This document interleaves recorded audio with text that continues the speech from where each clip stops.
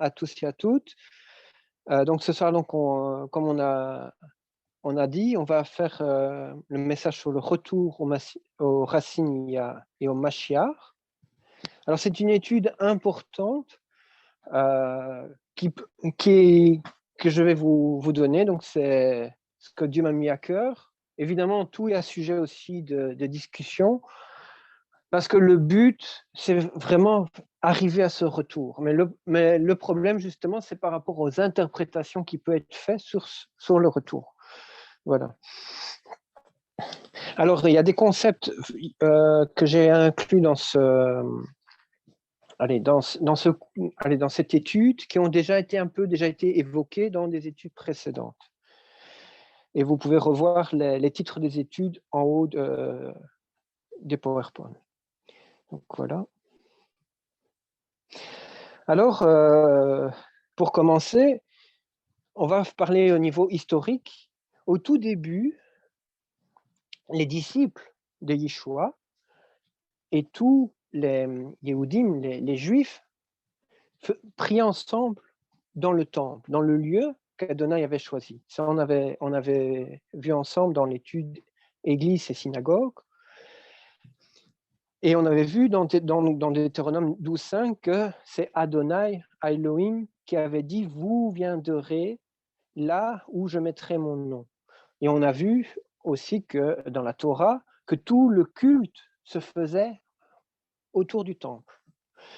Ce temple, donc on avait vu, a été fixé par Adonai à Jérusalem, comme on avait vu que dans 1 Roi 9.3, où il était dit qu'il avait sanctifié le temple que Salomon avait bâti, et il avait dit que son nom demeurait là à jamais. Donc c'est pour ça aujourd'hui, on ne peut pas dire que le nom d'Adonai, par exemple, va être à la Mecque ou va être au Vatican. Parce que sa parole est très claire, il nous a dit, c'est là où j'ai décidé de mettre mon nom. Et donc là où il a choisi de mettre son nom, c'est à Jérusalem, c'est à Jérusalem. C'est toujours cette ville qui est la référence. Et ça, nous ne devons jamais l'oublier. C'est pour ça même qu'il nous est demandé qu'il faut prier pour la paix de Jérusalem. Il faut vraiment que cette ville puisse être comme Adonai a demandé. Alors, on avait vu aussi que les premiers disciples de Yeshua, et on avait parlé aussi que les Yehudim, les Juifs, priaient ensemble dans la synagogue. Pourquoi c'est important de le rappeler? Parce que d'ailleurs, on va encore le redire tout de suite après, dans l'esprit de beaucoup, les premières églises, les premiers lieux de rencontre, c'est dans les maisons. En fait, ce n'était pas du tout le cas. Tous priaient et écoutaient la Torah dans les synagogues. Et c'est là le lieu d'origine où tout le monde se réunissait. Et donc, dans la vision qu'Adonai Elohim veut, finalement, c'est que les deux puissent revenir, en fait, dans la synagogue. Parce que ce qu'Adonai veut, c'est l'unité de son peuple. Il ne veut pas la division de son peuple. Alors, qu'est-ce qui avait créé cette séparation? Eh bien, il faut savoir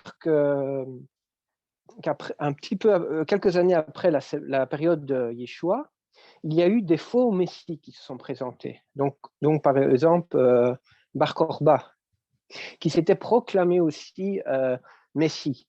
Plusieurs aussi l'ont suivi.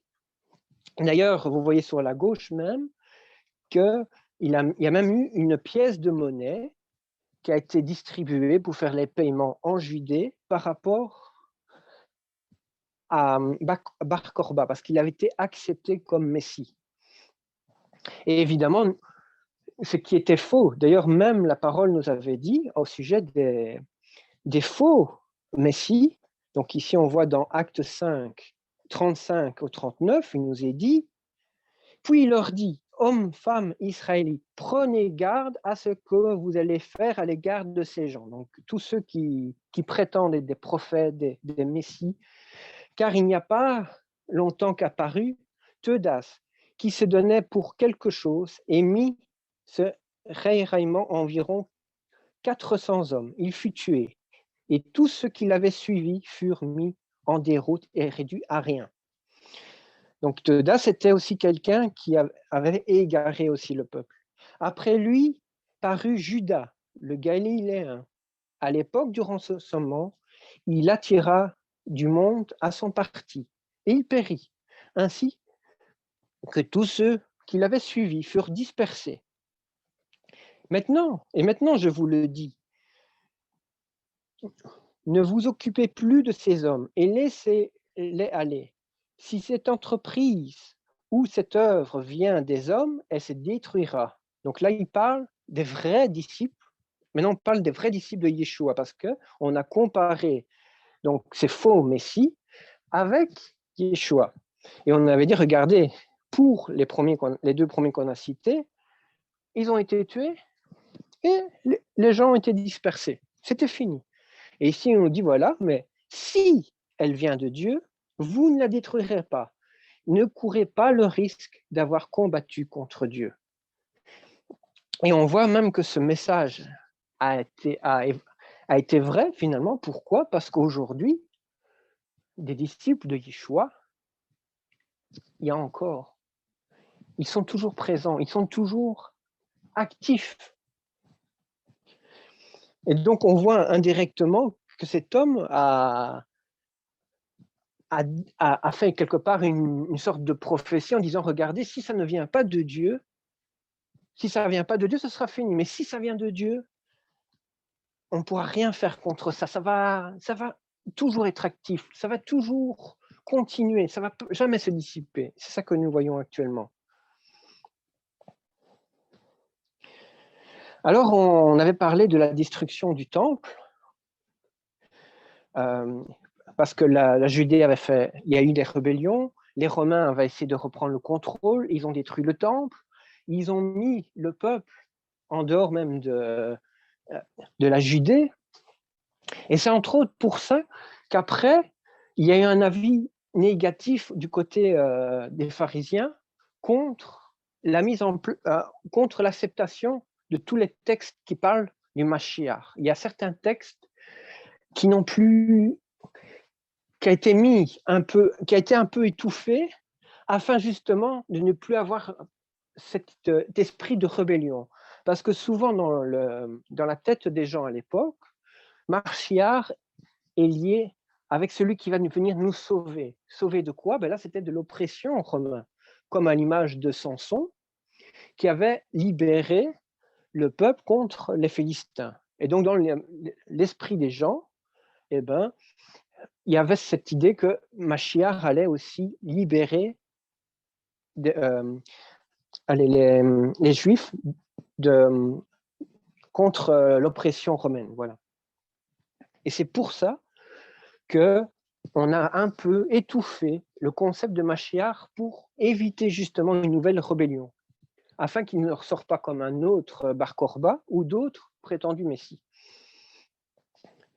Alors, quand il y a eu la destruction à Jérusalem, on avait vu que Yohanan ben Zakkai avait quitté Jérusalem et s'est réfugié à Yaphné, où là, il a rassemblé et reconstitué tout le judaïsme comme on le connaît dans le judaïsme orthodoxe actuel.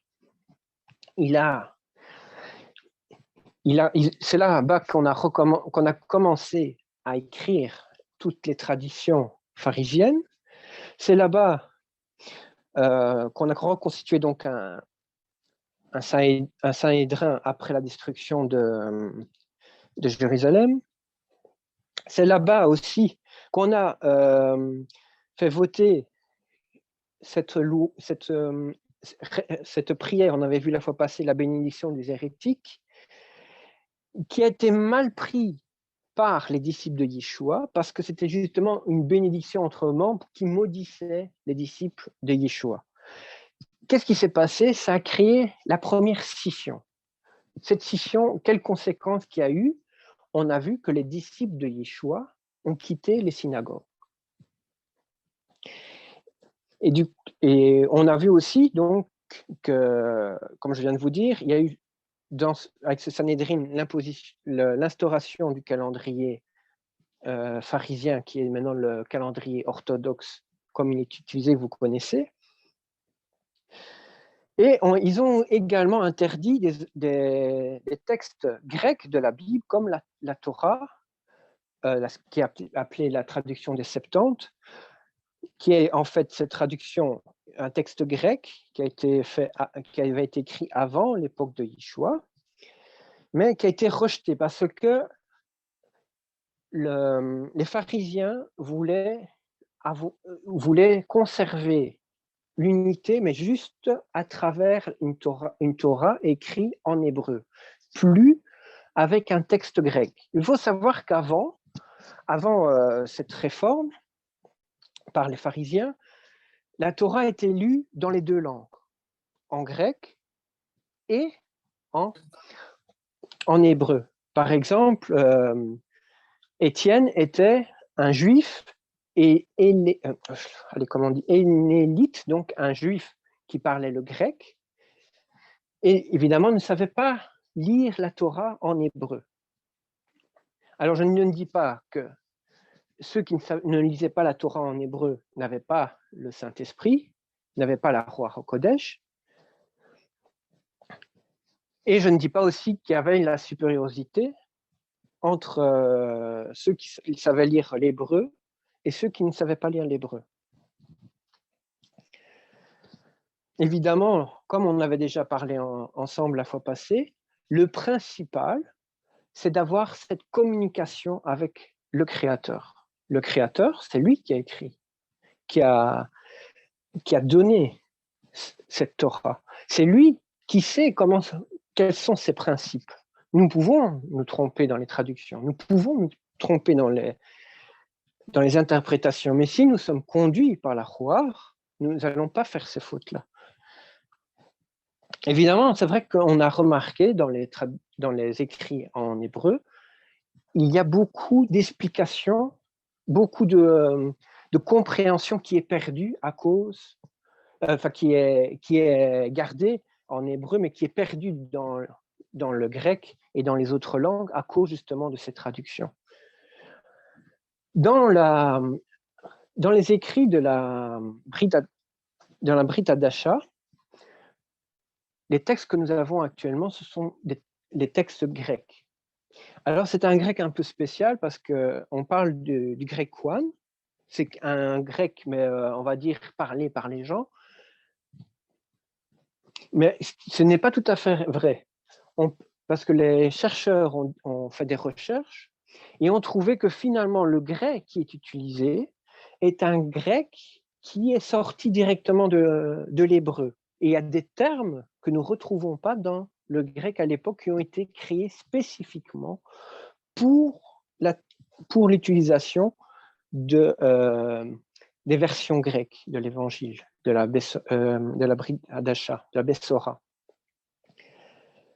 Les mots qui ont été utilisés permettent en fait une retraduction facile en hébreu. Donc, il est facile, avec ceux qui ont un peu l'expérience dans les traductions, pour pouvoir reconstituer le texte original en hébreu.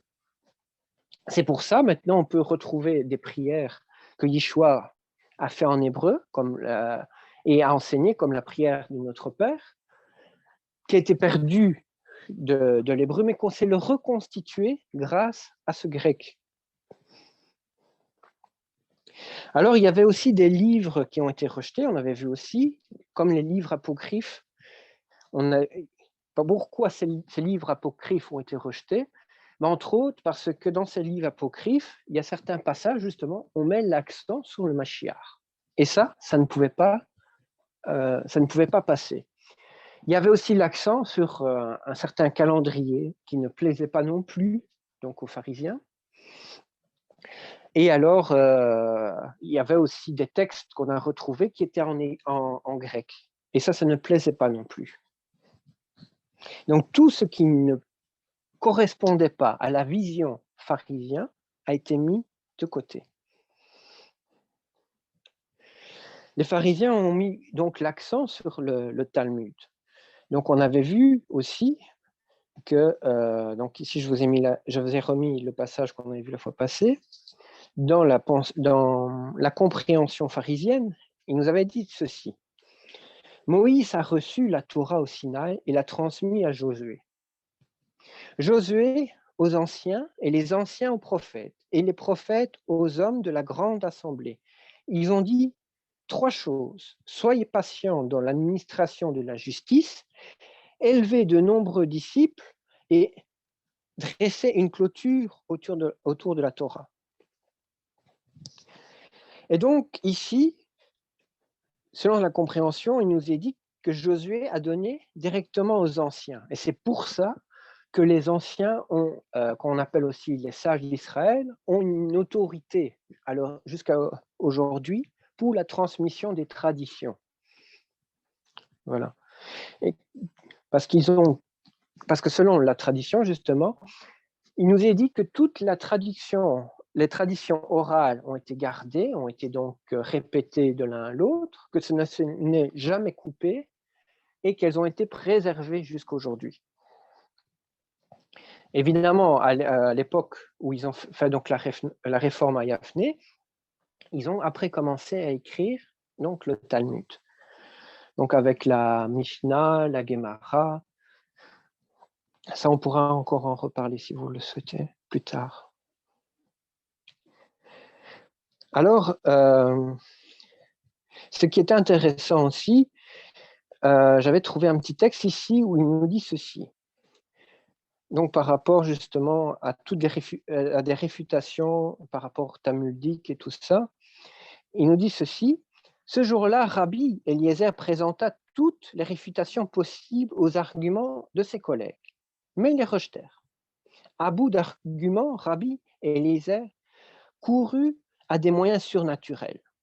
Il déclara à ses collègues, « Si j'ai raison, le karoubi que voici en donnera la preuve. » Alors, il dit, le karoubi se déracina et se transporta à 100 coudées, ou selon une autre version, à 400 coudées. De là, ils répliquèrent, on ne peut plus établir une règle de halakha en tirant l'appui d'un caroudier. Rabbi Eliezer lui dit encore, si j'ai raison, le cours d'eau que voici en donnera la preuve. Le cours d'eau se mit à couler en sens contraire. Ils le rétorquèrent, un cours d'eau ne saurait servir de preuve en la matière. Rabbi Eliezer lui dit ensuite, si j'ai raison, les murs de la maison d'études en donneront la preuve. Les murs de la maison d'études penchèrent et menacèrent de tomber. Rabbi Yeshua les apocrypha. Pourquoi vous immisciez dans un débat entre les disciples de sages? Ils ne s'affrontent pas par égard pour Rabbi Yeshua, mais ils ne se redressèrent pas non plus par égard à Rabbi Eliezer. Ils restaient penchés. Rabbi Eliezer déclara ensuite à ses collègues, « Si j'ai raison, le ciel en donnera la preuve. » L'écho d'une voix proclama, « Comment pouvez-vous contredire Rabbi Eliezer, alors que son avis fait toujours autorité ?» Rabbi Yeshua se leva et invoqua le verset.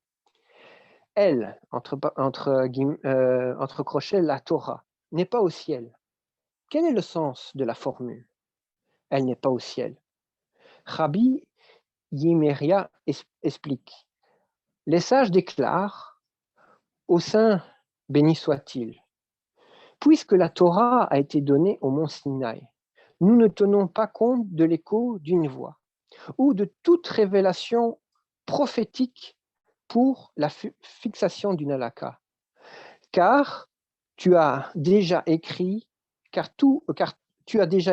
au mont Sinaï dans la Torah, il faut pencher selon la majorité et non suivant l'opinion personnelle de Rabbi Eliezer. Rabbi Nathan raconte encore la Baraita. Rencontra à ce moment le prophète Élie et lui demanda « Que fait à présent le Saint béni soit-il » Il lui répondit il répète avec le sourire, mes fils m'ont vaincu, mes fils m'ont vaincu. Donc ici, dans le petit texte que je vous ai mis, que j'ai retrouvé, il nous est dit que c'est par rapport à la majorité qu'une halakha est fixée.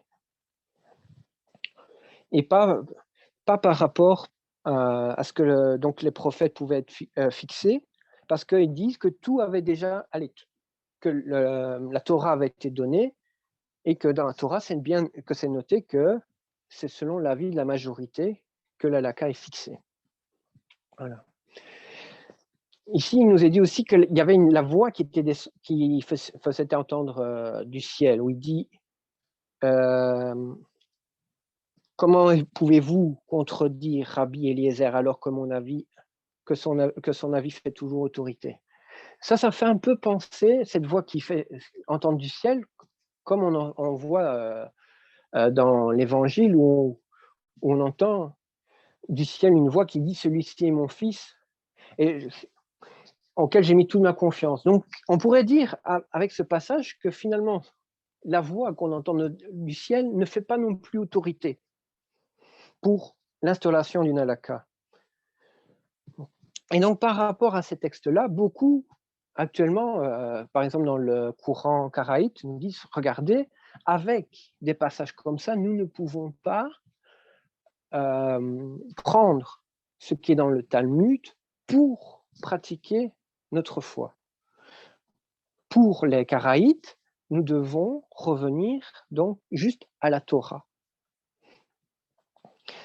Alors évidemment, on avait déjà dit aussi, dans le Talmud, il y a des très bons passages, des passages qui expliquent vraiment à merveille la Torah, qui donnent il y a des bonnes traditions alentour, il y a aussi des règles, oui, qui sont d'ajout d'homme, mais qui permettent de faire des barrières. À quoi servent ces barrières? Ces barrières permettent d'éviter de transgresser la loi d'Adonai. Évidemment, comme ces barrières, ce sont des barrières d'hommes, parfois, ces barrières peuvent aller contre la Torah. Mais parfois, ces barrières permettent de respecter le commandement. Maintenant, le gros problème, on avait aussi évoqué dans le deux livres des rois, au chapitre 22, où on a vu Yédia, fils d'Adaïa, de Bakla, un roi qui fut droit aux yeux d'Adonai. Et il est dit dans le texte qu'il a retrouvé, donc si on voit au verset 8, il nous dit « J'ai retrouvé le livre de la Torah dans la maison d'Adonai ». Alors, il nous est dit que Shilkia donna le livre à chaque femme qui le lit. Et alors, ils se sont rendus compte qu'ils avaient péché, ils avaient mal fait, ils étaient contre la Torah. Et du coup, la question qu'on pourrait se dire finalement, mais où étaient les sages à ce moment-là? Comment ça se fait que la Torah n'était plus mise en pratique en Israël? Pourquoi ces barrières n'étaient pas là à ce moment-là? Où étaient passés les sages on parle dans le Talmud qui ont reçu cette tradition, qui moralement auraient dû être jusqu'aujourd'hui? Mais au moment de ce roi-là, on ne les a pas vus, on ne les a pas trouvés. Alors, pour revenir à la séparation, donc on avait vu tout à l'heure aussi que donc il y a déjà cette nouvelle tradition qui a été mise, avec des traditions évidemment qui existaient aussi, et il y a eu ce rejet à travers entre autres cette prière aux hérétiques, le rejet des disciples de Yeshua. Alors c'est à ce moment-là que les disciples de Yeshua ont commencé à les prier dans les maisons. Pourquoi donc ils ont prié? Mais justement parce qu'il y a eu une certaine persécution. On a parlé tout à l'heure aussi de la persécution comme Étienne. On a vu que, par exemple, on a vu aussi que Paul de Tarse a beaucoup persécuté l'Église, donc Saül de Tarse a beaucoup persécuté le mouvement, les disciples de Yeshua. Et c'est ça qui a créé une grosse barrière et qu'il y a eu une séparation. Et les disciples ont commencé donc à prier chez eux en cachette, afin que l'autorité ne puisse pas les arrêter et qu'ils puissent continuer à prier et à garder Yeshua dans leur cœur. À l'heure actuelle, beaucoup de gens disent oui, il faut revenir dans les maisons. C'est vrai que dans les moments de persécution, si nous ne savons pas pratiquer notre foi, nous devons prier dans les maisons. On voit que c'est biblique, on voit que c'est quelque chose que Dieu veut qu'on fasse afin que nous puissions passer à travers cette persécution. C'est un exemple qui nous était donné. Au moment de l'attaque, au moment où on est persécuté, nous faisons le culte à la maison. Mais ce n'est pas le lieu final de la prière. Le lieu final de la prière, c'est que tous puissent revenir aux synagogues, que ce soit des juifs ou non-juifs, que ce soit les juifs et les disciples de Yeshua. Tous doivent revenir ensemble, prier ensemble et pratiquer la Torah ensemble. Donc on parlait des persécutions des chrétiens, donc par les juifs qui n'ont pas accepté Yeshua, mais on voit aussi que l'Empire romain a commencé les persécutions. Pourquoi? Du fait qu'il y a eu cette rupture entre les deux mouvements, il y a eu parmi les Juifs qui ont refusé Yeshua, ils ont mis l'accent sur la différence. Du coup, du fait aussi qu'ils ne priaient plus dans les synagogues, eh ben, on a commencé à dire que c'est une nouvelle religion, que c'est quelque chose qui n'avait rien à voir. Or, Dieu n'a jamais voulu une nouvelle religion. Il a toujours voulu, au contraire, que tout son peuple puisse revenir à lui et puisse être fidèle à sa parole. Et du fait de cette séparation, il y a eu donc des persécutions qui ont augmenté même par les Romains, parce que les Romains n'acceptaient pas une nouvelle foi et voyaient aussi cette religion comme une menace contre l'Empire. Ça a duré plusieurs années jusqu'au moment où, à cause justement de ce que la foi a augmenté, que les gens sont venus à Yeshua, il y a eu un remaniement, comme on avait vu, avec le concile, avec les différents conciles. Le premier a été fait par ordre de Constantin, qui voulait donc, comme on avait dit, réunifier son empire. Et donc, il y a eu le concile de Vatican. Là a commencé les séparations. Ils ont refait une version aussi des Écritures conformes selon leur vision. Donc tous les textes qui ne les arrangeaient pas, ils ont mis aussi à la trappe. Les textes ont été écrits en grec, ont été réécrits en grec. Dans ce texte-là, il n'y a pas de mots en hébreu, juste du grec de Genèse, Apocalypse. Et on peut voir dans le Codex Sinaiticus et Vaticanus des petites différences dans la retranscription même dans la brigade d'achat. Pas énorme, mais quand même on peut en trouver. Si vous êtes intéressé, je pourrais vous donner un jour une liste avec ces petites différences qui sont quand même importantes pour mettre l'accent aussi sur la nature de Yeshua. Comme Pasteur nous avait dit, Dieu n'est pas trois, mais une entité avec plusieurs faces. Et donc, on peut voir que Yeshua représente l'une des faces d'Adonai. Alors, on voit aussi que Jérôme a refait aussi une traduction en latin. Et par la suite, le texte latin a été le seul texte autorisé dans tout l'Empire, dans toutes les communautés, et ça a encore créé une plus grande séparation.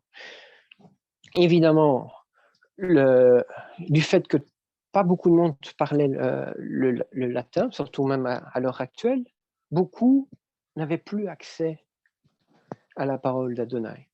La parole fut propagée, mais fut limitée dans la compréhension, fut limitée aussi dans l'instruction.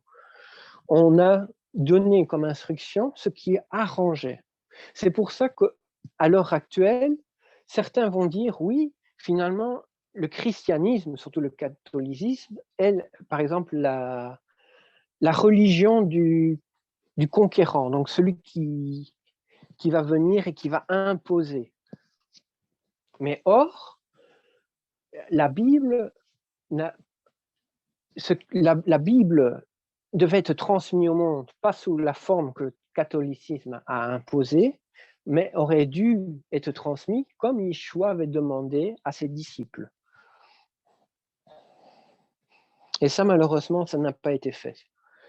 Et ça, on en retrouve à travers, par exemple, le catéchisme et d'autres livres du catholicisme et même du protestantisme qui vont à l'encontre parfois même de ce qu'enseignent les Écritures. Alors, donc on a vu donc, les différents conciles et il y a eu donc cette instauration aussi d'un autre calendrier. Pourquoi? Parce qu'il y avait eu aussi donc cette envie vraiment de se séparer, de créer une nouvelle identité. Une nouvelle identité pour nous dire qu'il n'y a aucune correspondance entre les deux. C'est entre autres pour ça qu'on compare Yeshua à la sagesse et on a mis l'accent, regardez, la sagesse a toujours été là. Donc la sagesse grecque et tout ça a toujours été là. Et c'est cette sagesse, notre foi est attachée à cette sagesse. Et c'est en faisant ce lien qu'on a essayé de rendre légitime cette nouvelle foi, cette foi chrétienne. Évidemment, religion dite catholique parce qu'elle devait plaire à tout le monde. Elle devait que tout le monde puisse retrouver comment dire, son point d'attachement. On avait parlé dans d'autres cours antérieurs des dieux païens, et grâce à cette religion catholique, celui qui adorait tel dieu païen va retrouver à travers un saint sa foi, on va dire.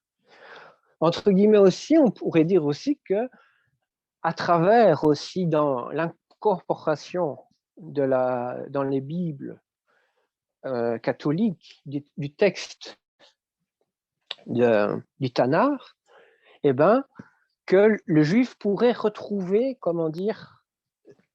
pourrait se sentir bien dans la foi, retrouver sa foi. Mais ce qui n'est pas tout à fait exact, l'enseignement qui est donné, c'est justement, vous le savez très bien, que maintenant nous sommes dans une nouvelle alliance et plus sous l'ancienne, et donc on a mis à la trappe toute l'étude de l'ancien. Alors la nouvelle religion a bâti donc des nouveaux lieux de culte, comme on avait parlé aussi déjà, avec le Vatican, en disant voilà maintenant, le Vatican c'est le Saint-Siège, et c'est là maintenant qu'est proclamé, que là où est proclamé le nom de Dieu, c'est là où réside le nom de Dieu, c'est là où réside la présence de Dieu. Mais non, si nous revenons aux Écritures, il nous est bien dit, c'est à Jérusalem. Sans compter, on avait aussi parlé, au Vatican, il y a la tombe de Saint-Pierre, comme ils disent. Et or, la parole nous dit que tout ce qui entoure d'un mort est impur. Donc, soyons prudents. Et par la suite, il y a eu donc aussi la situation s'est inversée. On voit qu'il y a eu des persécutions envers tous ceux qui ont rejeté la foi catholique et envers tous les juifs qui ont été fidèles. Oui. Excusez-moi d'interrompre, hein, mais juste pour dire quelque chose de précis, l'apôtre Pierre n'a jamais été à Rome. Ça, il y a des épreuves. Hein. Alors, tout ce que l'Église catholique veut confirmer, qui a été à Rome, d'ailleurs, j'ai même un livre que je vais te faire lire, hein, dans l'histoire que j'ai lue, et dans les recherches que j'ai faites, il n'y a aucune preuve que l'apôtre Pierre est à Rome. Okay? C'est juste ça.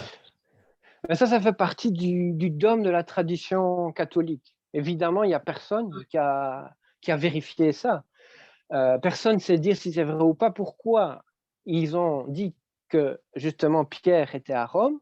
Parce qu'il y avait une période où justement il y avait eu entre l'église, l'église de, allez, allez, je ne me reviens plus sur le nom maintenant, en Turquie, mais j'ai oublié, Constantinople, voilà. À Constantinople, eh ben, ils voulaient faire le nouveau centre de la foi chrétienne et de la foi catholique. Et ce qui a fait pencher justement la balance, c'est justement cette tradition qui disait que Pierre était enterré là-bas, à Rome, pour vouloir dire que comme, selon la tradition catholique, c'est Pierre qui a succédé à Jésus, donc, si Pierre est enterré à Rome, donc ça veut dire que c'est l'évêque de Rome qui a l'autorité pour diriger l'Église catholique. C'est ça le fondement du pouvoir de la foi catholique, en disant, comme il est enterré chez nous, c'est nous qui avons le pouvoir, c'est nous qui devons diriger donc toutes les communautés du monde entier.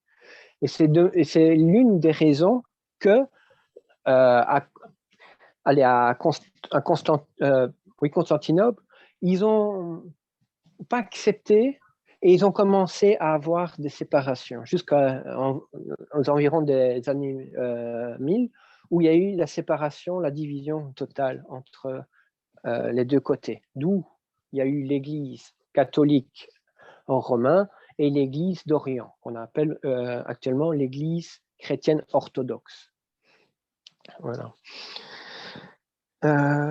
Mais ici, ce que je voulais mettre l'accent, c'est que la situation, en fait, donc, a été inversée. On a voulu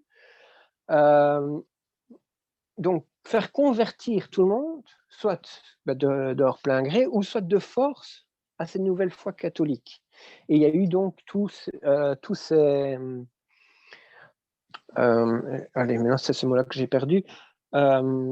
Tous ces procès qui ont été faits pour hérétiques, ça a été fait en Espagne, en France, dans toute l'Europe, afin de justement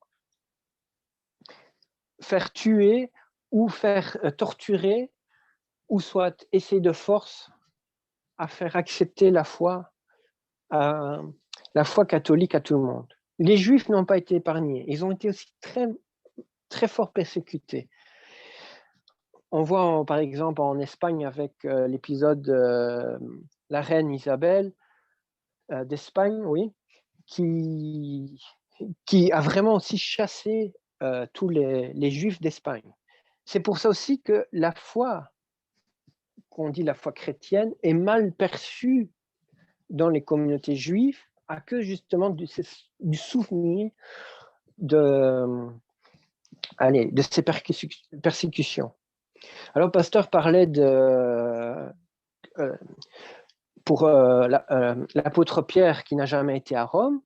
Ben, il paraîtrait également que l'apôtre Jacques, on dit qu'il a été jusqu'en Espagne, si je ne me trompe pas dans la citation, où il serait fait appeler Jacques de Compostelle, où il y aurait eu un pèlerinage, était aussi une histoire fausse également, qui aurait été inventée pour faire croire que Jacques le Juste était donc Jacques le Mineur, et que c'était lui qui était venu en Espagne. Pourquoi? Parce qu'à l'époque, l'apôtre Jacques était un apôtre qui était reconnu juste même par toute la communauté juive, parce qu'il était reconnu comme quelqu'un qui observait la Torah. Et ça, l'Église catholique a voulu casser cette image-là. Pourquoi? Mais parce que dans les principes, comme on vient de le dire, dans les principes catholiques, il ne peut pas avoir cette référence à la Torah. Et donc, comme la mémoire de cet apôtre a duré, a été fortement dans l'esprit de tous les croyants, eh ben, on a créé une autre histoire à côté pour effacer l'histoire de Jacques le Juste à Jérusalem. Je pense qu'il fait déjà 21h28. Je ne sais pas si je continue encore un peu ou si on arrête pour aujourd'hui. Lionel, tu peux faire en deux parties, c'est pour, comme ça on fait comment on appelle, les suggestions, et tu peux faire en deux parties, c'est beaucoup mieux. Comme ça, tu l'apportes plus préparé, beaucoup mieux. Comme ça, tu peux ajouter d'autres choses. En tout cas, c'est très excellent ce que tu as apporté. C'est très intéressant. On voit bien que tu fais des recherches et tu évolues beaucoup. Et j'en suis fier vraiment de toi. Hein. Merci. Que Dieu vraiment te bénisse. Mais juste une petite réflexion, comme je suis intervenu, hein, parce qu'on avait déjà, à l'époque, je parle de l'époque du temps de Paul et Ania, quand on est rentré au centre messianique, on avait fait justement un grand débat justement sur l'apôtre Pierre et l'apôtre Paul, qui sont deux ministères différents. Un pour les nations, c'est l'apôtre Paul, mais l'apôtre Pierre, c'était pour les Juifs. D'ailleurs, dans toute l'histoire, partout où on a fait des recherches, il n'y a aucune preuve que Pierre a mis les pieds à Rome. Mais il se base justement sur ce passage de l'Évangile où il dit, toi Pierre, tu es Pierre, tu es Kipha, et sur cette pierre, j'ai édifié mon église.